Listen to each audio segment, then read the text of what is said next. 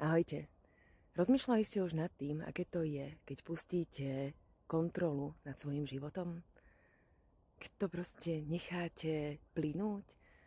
Keď si uvedomíte naplno svoje emócie a svoje reakcie na situácie, ktoré vám do života prichádzajú a prestanete ich sa snažiť kontrolovať, prestanete sa snažiť používať techniky na to, aby ste sa z tej situácie a z tej emócie a z tej zahltenosti mysle čo najrýchlejšie dostali?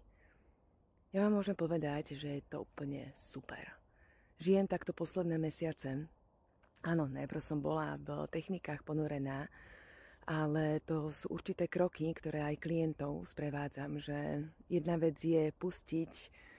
Nedá sa len tak pustiť to, čo neviem, čo je. Čiže áno, prvý krok je uvedomenie si a vedomé púšťanie a spracovávanie niektorých vecí, ale to iba na určité obdobie.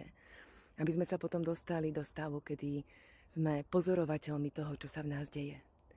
A minulé roky som si vždy dávala predsavzatia, dávala som si vízie, dávala som si ciele, čo všetko chcem ten nasledujúci rok dosiahnuť. Tento rok som si nedala nič. Som len poprosila ten nový rok, aby bol láskavý, ale to vlastne bude aj bez toho, aby som ho o to prosila. Jediné, čo som si dala tento rok sama pre seba je, že budem ešte viac púšťať kontrolu nad svojim životom.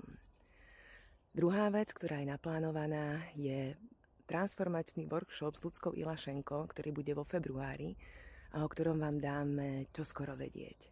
Tak prajem vám úspešný štart do nového roku a dajte vedieť, čo ste si vy tento rok dali ako niečo, čo chcete zažiť a dosiahnuť. Čaute.